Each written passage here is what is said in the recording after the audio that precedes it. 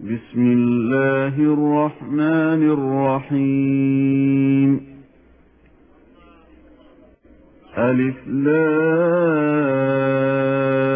را. كتاب أحكمت آياته ثم فصلت من لدن حكيم خبير. ألا تعبدوا إلا الله إنني لكم منه نذير وبشير.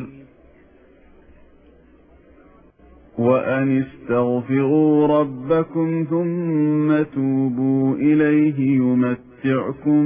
متاعا حسنا إلى أجل مسمى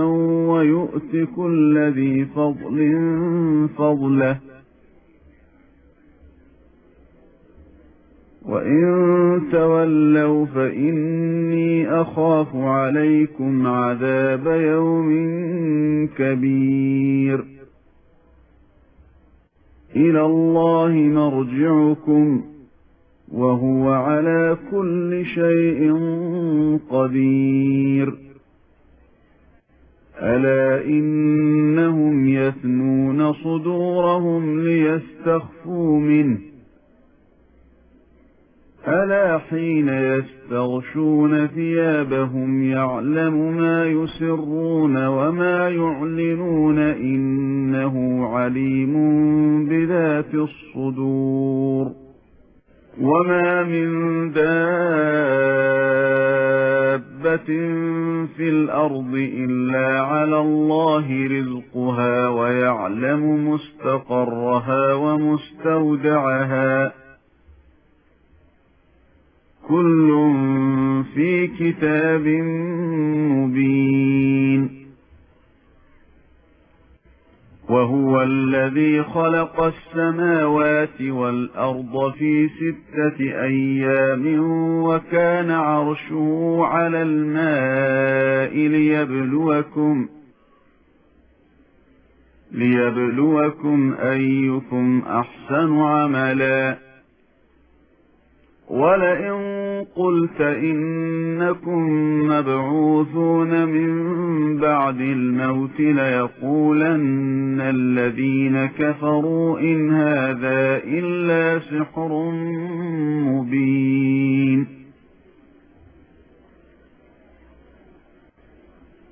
ولئن أخرنا عنهم العذاب إلى أمة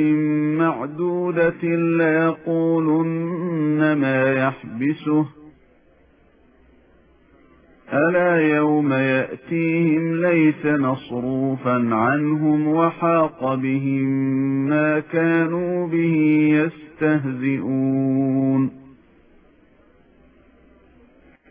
ولئن أذقنا الإنسان منا رحمة ثم نزعناها منه إنه ليئوس كفور. ولئن أذقناه نعماء بعد ضراء مسته ليقولن ذهب السيئات عني إنه لفرح فخور. إلا الذين صبروا وعملوا الصالحات أولئك لهم مغفرة وأجر كبير. فلعلك تارك بعض ما يوحى إليك وضائق به صدرك أن يقولوا لولا أنزل عليه كنز أو جاء معه ملك، إنما أنت نذير والله على كل شيء وكيل. أم يقولون افتراه قل فأتوا بعشر سور مثله مفتريات وادعوا من استطعتم من دون الله إن كنتم صادقين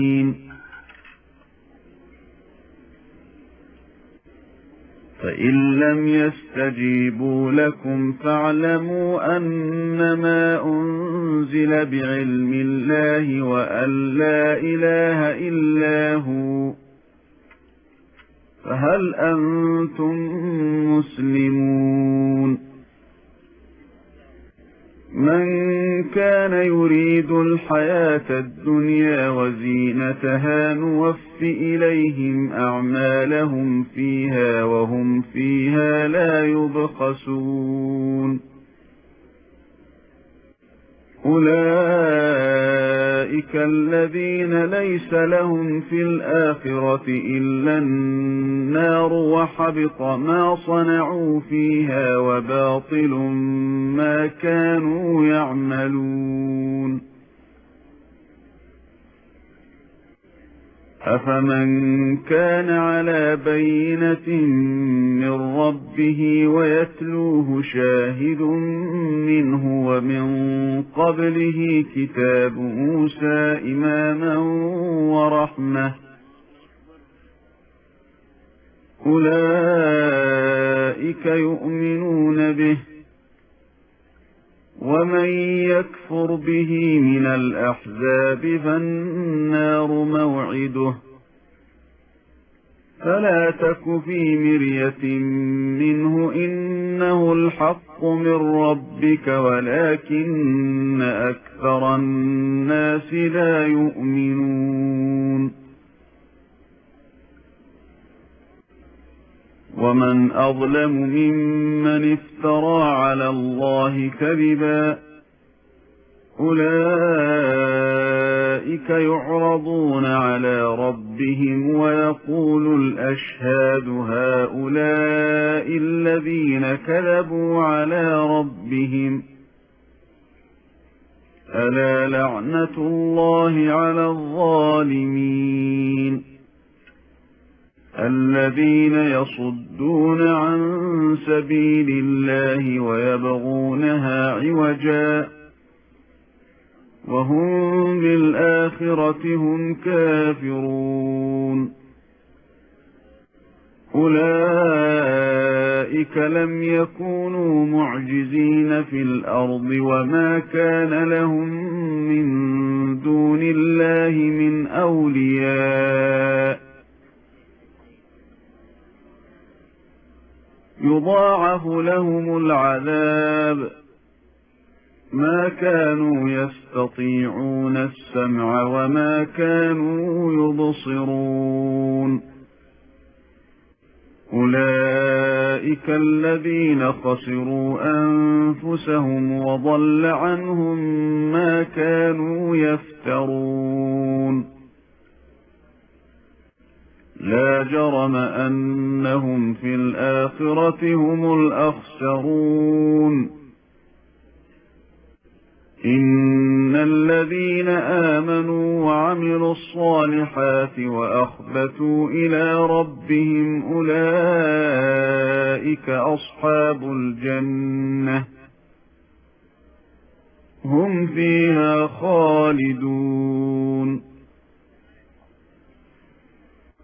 مثل الفريقين كالأعمى والأصم والبصير والسميع هل يستويان مثلا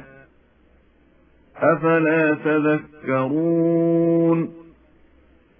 ولقد أرسلنا نوحا إلى قومه إني لكم نذير مبين ألا تعبدوا إلا الله إني أخاف عليكم عذاب يوم أليم فقال الملأ الذين كفروا من قومه ما نراك إلا بشرا مثلنا وما نراك اتبعك إلا الذين هم أراذلنا بادي الرأي وما نرى لكم علينا من فضل بل نظنكم كاذبين قال يا قوم أرأيتم إن كنت على بينة من ربي وآتاني رحمة من عنده فعميت عليكم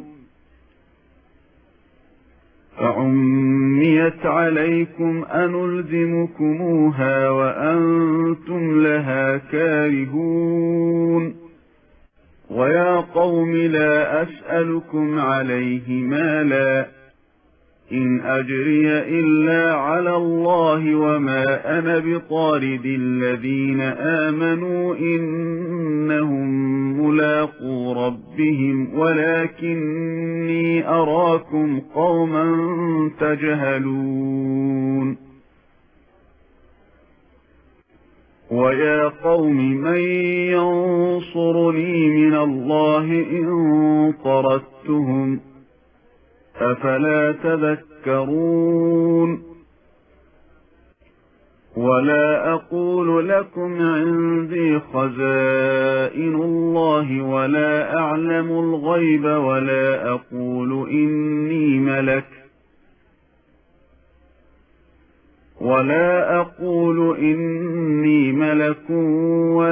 أقول للذين تزدري أعينكم لن يؤتيهم الله خيرا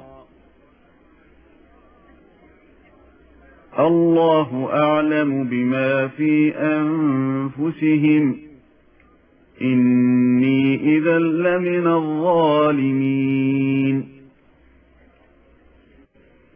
قالوا يا نوح قد جادلتنا فأكثرت جدالنا فأتنا بما تعدنا إن كنت من الصادقين قال إنما يأتيكم به الله إن شاء وما أنتم بمعجزين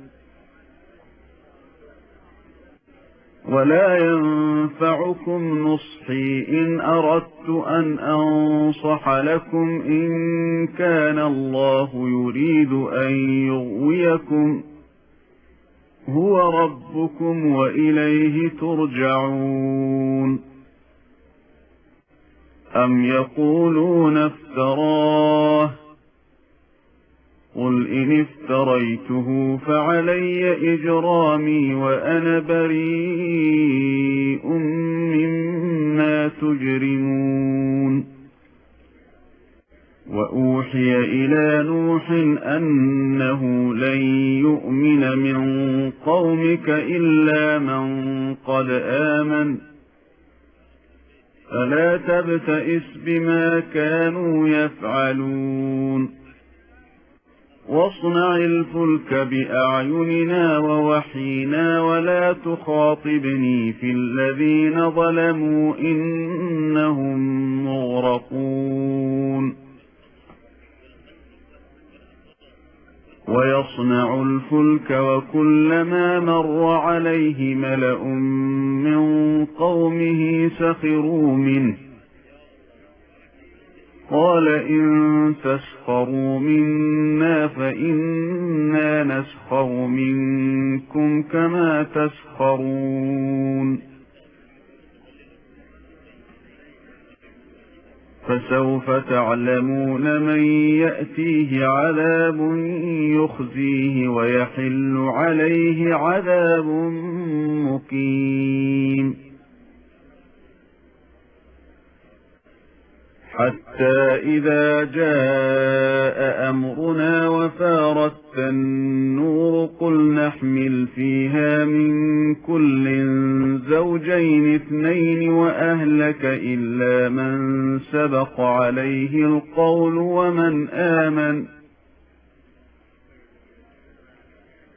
وما آمن معه إلا قليل وقال اركبوا فيها بسم الله مجريها ومرساها إن إن ربي لغفور رحيم وهي تجري بهم في موج كالجبال ونادى نوح ابنه وكان في معزل يا بني اركب معنا ولا تكن مع الكافرين قال سآوي إلى جبل يعصمني من الماء قال لا عاصم اليوم من أمر الله إلا من رحم وحال بينهما الموج فكان من المغرقين وقيل يا أرض ابلعي ماءك ويا سماء أقلعي وغيض الماء وقضي الأمر واستوت على الجودي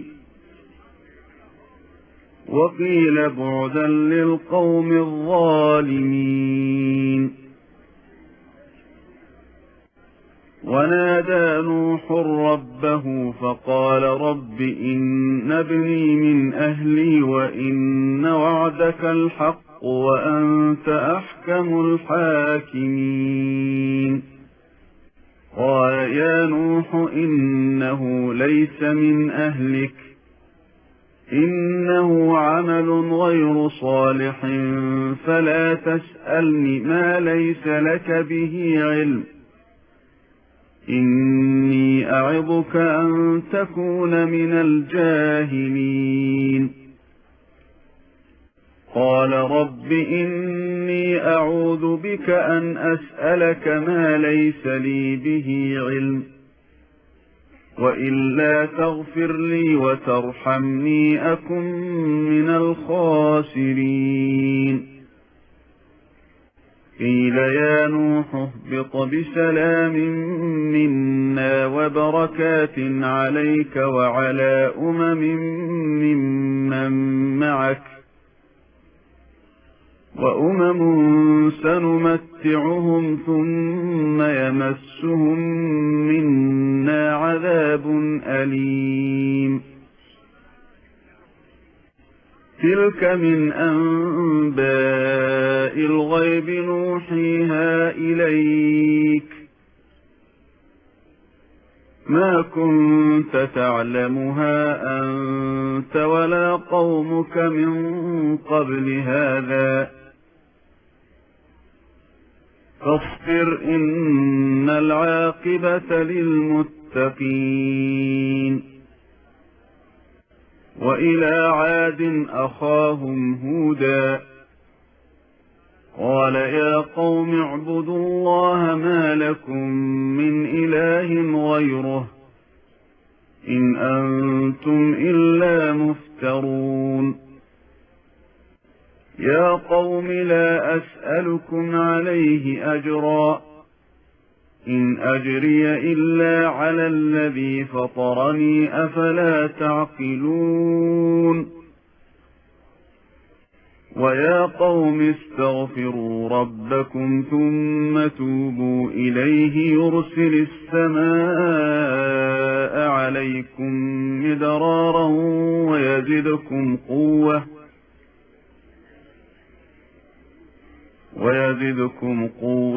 إلى قوتكم ولا تتولوا مجرمين قالوا يا هود ما جئتنا ببينة وما نحن بتاركي آلهتنا عن قولك وما نحن لك بمؤمنين إن نقول إلا اعتراك بعض آلهتنا بسوء قال إني أشهد الله واشهدوا أني بريء مما تشركون من دونه فكيدوني جميعا ثم لا تنظرون إني توكلت على الله ربي وربكم ما من دابة إلا هو آخذ بناصيتها إن ربي على صراط مستقيم فإن تولوا فقد أبلغتكم ما أرسلت به إليكم ويستخلف ربي قوما غيركم ولا تضرونه شيئا إن ربي على كل شيء حفيظ ولما جاء أمرنا نجينا هودا والذين آمنوا معه برحمة منا ونجيناهم من عذاب غليظ وتلك عاد جحدوا بآيات ربهم وعصوا رسله واتبعوا أمر كل جبار عنيد وأتبعوا في هذه الدنيا لعنة ويوم القيامة ألا إن عادا كفروا ربهم ألا بعدا لعاد قوم هود وإلى ثمود أخاهم صالحا قال يا قوم اعبدوا الله ما لكم من إله غيره هو أنشأكم من الأرض واستعمركم فيها فاستغفروه ثم توبوا إليه إن ربي قريب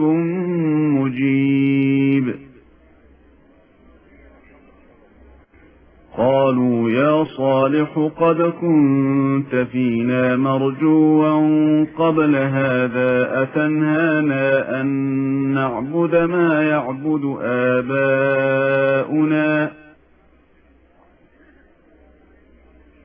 أتنهانا أن نعبد ما يعبد آباؤنا وإننا لفي شك مما تدعونا إليه مريب قال يا قوم أرأيتم إن كنت على بينة من ربي وآتاني منه رحمة فمن ينصرني من الله إن عصيته فما تزيدونني غير تخسير ويا قوم هذه ناقة الله لكم آية فذروها تأكل في أرض الله ولا تمسوها بسوء فيأخذكم عذاب قريب فعقروها فقال تمتعوا في داركم 3 أيام ذلك وعد غير مكذوب فلما جاء أمرنا نجينا صالحا والذين آمنوا معه برحمة منا ومن خزي يومئذ إن ربك هو القوي العزيز وأخذ الذين ظلموا الصيحة فأصبحوا في ديارهم جاثمين كأن لم يغنوا فيها ألا إن ثمود كفروا ربهم ألا بعدا لثمود ولقد جاءت رسلنا إبراهيم بالبشرى قالوا سلاما قال سلام، فما لبث أن جاء بعجل حنيذ. فلما رأى أيديهم لا تصل إليه نكرهم وأوجس منهم خيفة. قالوا لا تخف إنا أرسلنا إلى قوم لوط. وامرأته قائمة فضحكت فبشرناها بإسحاق ومن وراء إسحاق يعقوب. قالت يا ويلتى أألد وأنا عجوز وهذا بعلي شيخا إن هذا لشيء عجيب. قالوا أتعجبين من أمر الله رحمة الله وبركاته عليكم أهل البيت إنه حميد مجيد. فلما ذهب عن إبراهيم الروع وجاءته البشرى يجادلنا في قوم لوط إن إبراهيم لحليم أواه منيب.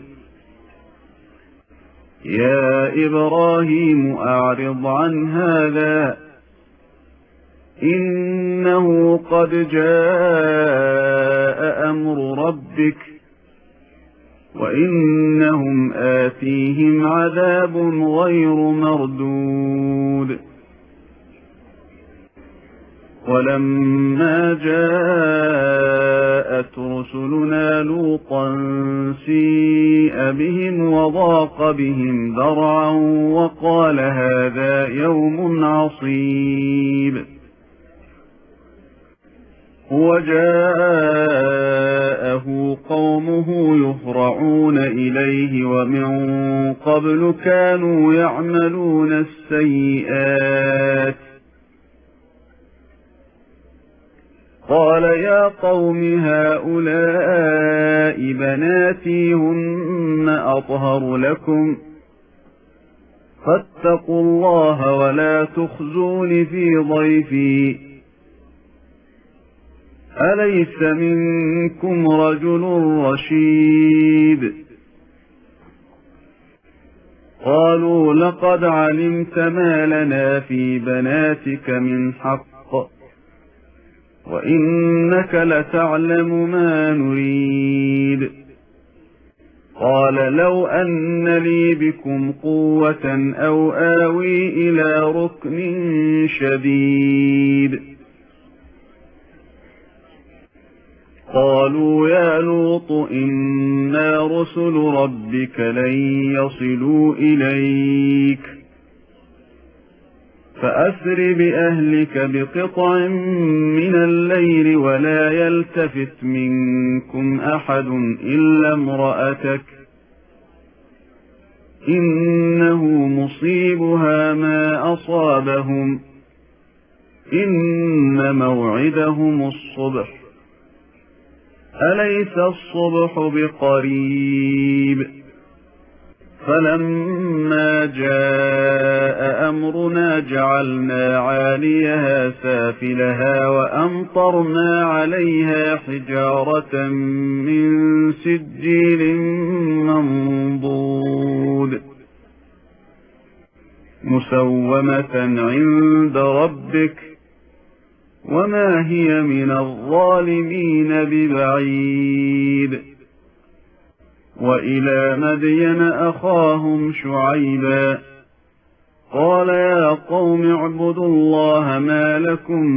من إله غيره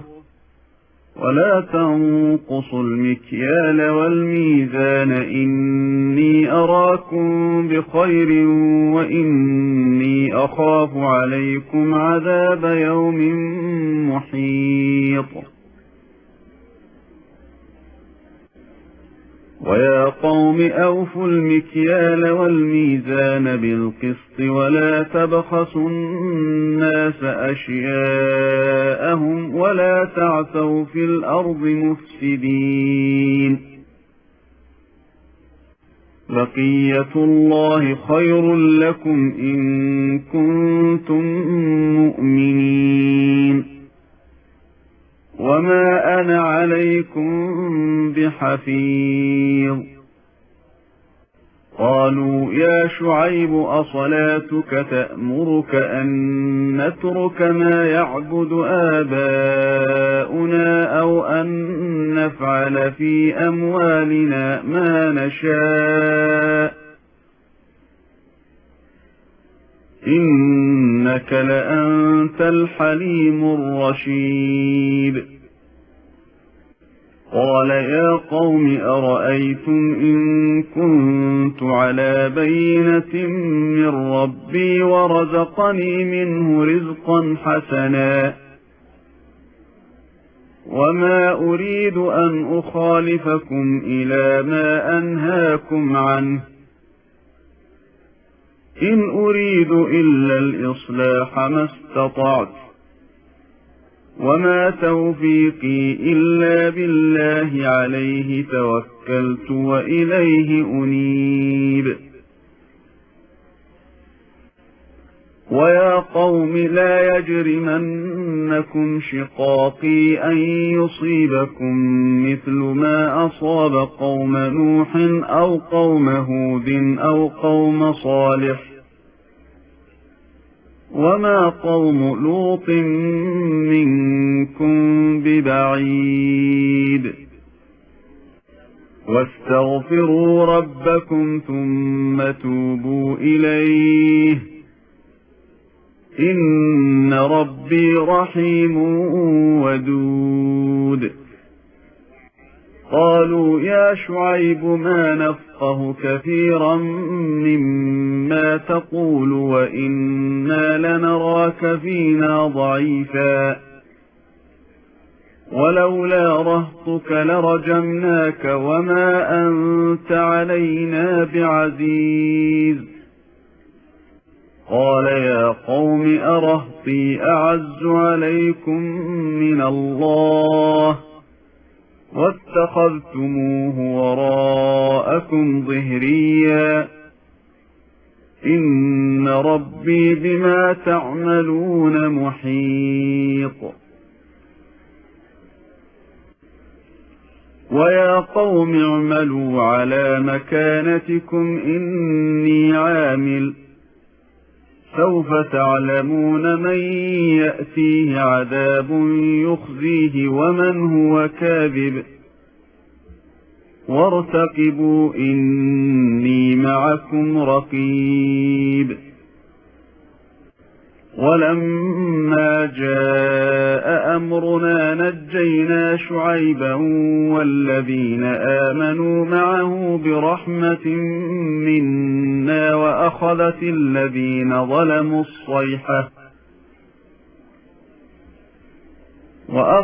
الذين ظلموا الصيحة فأصبحوا في ديارهم جاثمين